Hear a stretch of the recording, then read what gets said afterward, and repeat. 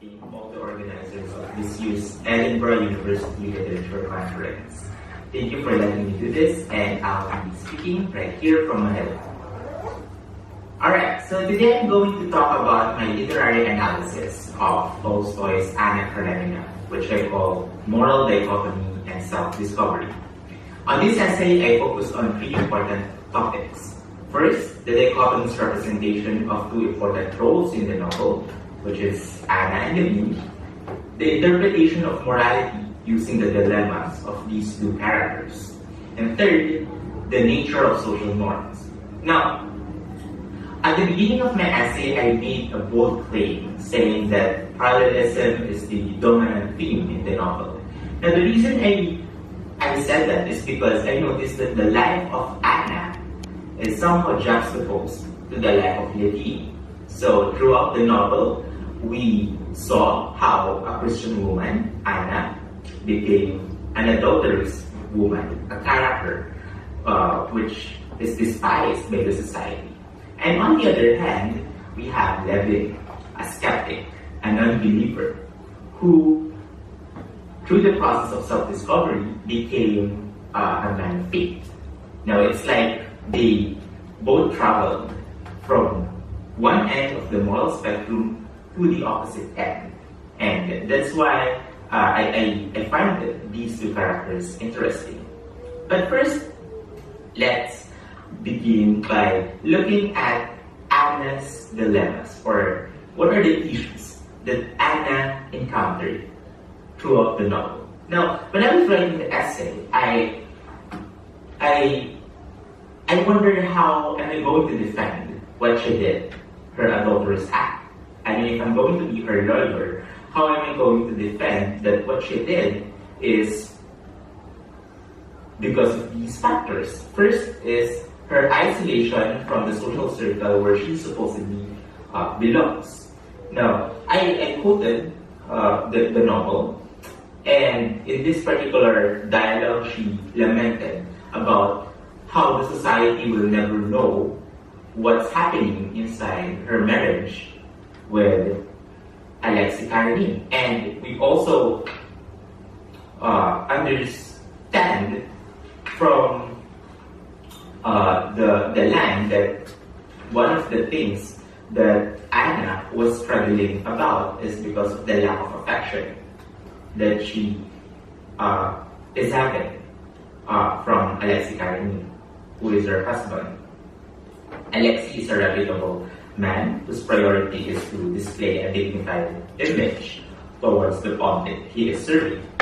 So he respected Anna. We don't have any dispute about that. But love is what Anna needed during the time she is with Karenin. And so Tolstoy tried to differentiate these two, respect and love, by a famous line in the novel. This line is, of course, spoken by Anna.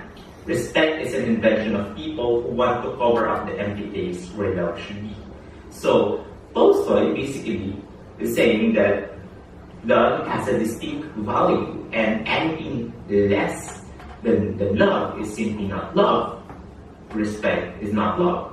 So if we're going to discuss further this philosophy of Tolstoy, we can also see his values when it comes to marriage.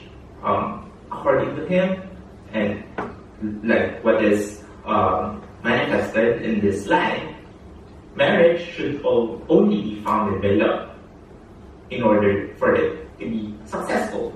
Now, there are also issues with the standard of morality in the society, because there are some issues with social norms. First is the perpetual change in society. So if the value of life is dependent on what it dictates, then there will be no standard view for the essence of being a person because of its endless changing state. No one can just simply rely on the standard of the society because the standard of society is constantly changing. I gave an example on my essay. saying that adultery is a grave sin, was a grave sin in 19th century imperial Russia. But today we have become more lenient about it. We become more receptive about the idea because the social standards have changed. The social standards have changed from the time when the story took place to the moment we are living now. Another issue about social norm is the potential error present in social norms, because the social standards are standards made by men, and men have great propensity to commit mistake. And so, if a person will conform to what the society dictates, what he basically does is he is submitting to what other people or group of people dictates him to do, which is problematic because at the end of the day, no person has the moral ascendancy to claim that he is righteous and he is in the position to say what is good and bad, what is good or evil. Now, Tolstoy highlighted this particular principle in a conversation between Karenin and Petsov, no? Right? So Karenin was asked by Petsov, and I would like to read that, what exactly one must understand by a higher standard of civilization? The English, French, the Germans, whose standard of civilization is highest. So this is Tolstoy asking who should be in the position to tell what is right and what is wrong, right? So which is to nationalize the other, who will be the one to dictate moral standards. So we already established that society doesn't have the capacity to dictate good moral standards because of the issues we just cited. Now, then what is the antidote of Tolstoy for this dilemma? So we see that the faith is the concept that Tolstoy embraced in order to resolve the issues that both Levin and Anna had, right? So the law of faith serves as Tolstoy's antidote for human error. So if no one is in the position to dictate what to do, then faith should be the concept that will tell a human what is right and what is wrong. It's not depending on other people, it's depending on your faith. And faith, for Tolstoy, is an intimate relationship with the divine. He did not say that it should be Christianity or it is a religion. No, faith is a relationship for him. Now, we again look back at our characters. First, Levin, when he was confronted by death, seeing his brother on his deathbed, he said these words, "If you exist," of course referring to God, "heal this man, his brother, and you will save him and me." So this is an interesting scene because Levin was having a self-discovery on this particular scene. He was trying to submit himself to what is unknown for him for so many years, right? It may sound conditional. It's like, if you're not going to do this, then I'm going to leave you. I know that it's not actually a full submission, but there is a spark. There's a beginning, a sort of epiphany of Levin. So that is an interesting part, and that's how Tolstoy showed how this skeptic man discovered himself, navigated his way towards spiritual enlightenment. And on the other hand, of course, on the other side of the dichotomy, we have Anna.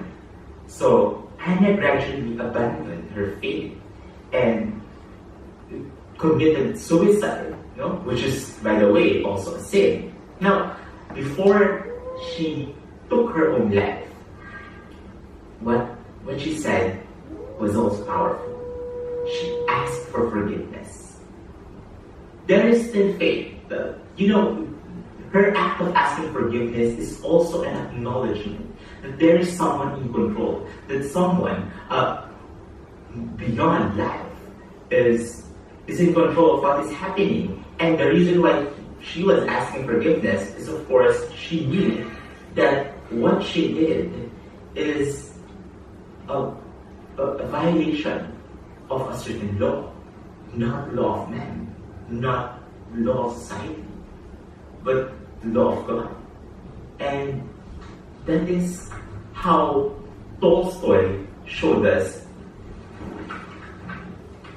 how even the most simple person can still acknowledge the existence of the divine. And I believe Tolstoy's accomplishment in the novel is being able to make the sinner innocent and the unbeliever divine, right? So it challenged, Anna Karenina, the novel, challenged our predetermined standard of what is good and what is bad. It gave us the image of two sides of souls. We can assume that Anna and Levin are like the two personifications of our soul. We can choose whether to discover our faith or drift away from it. And the story of Anna Karenina showed which one of these two should a person take. That is an interesting process, and that is a good way of showing how a person has the capacity to do either one. And I think that would be all. I hope to receive feedback from you, and thank you all for listening.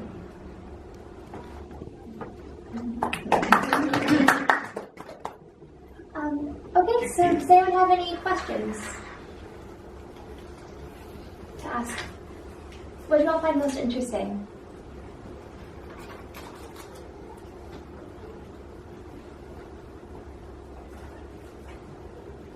Did anything in particular strike out? I would say how well he is really right in the fact that morality is such an abstract concept that can be changed, according to the circumstances and the times.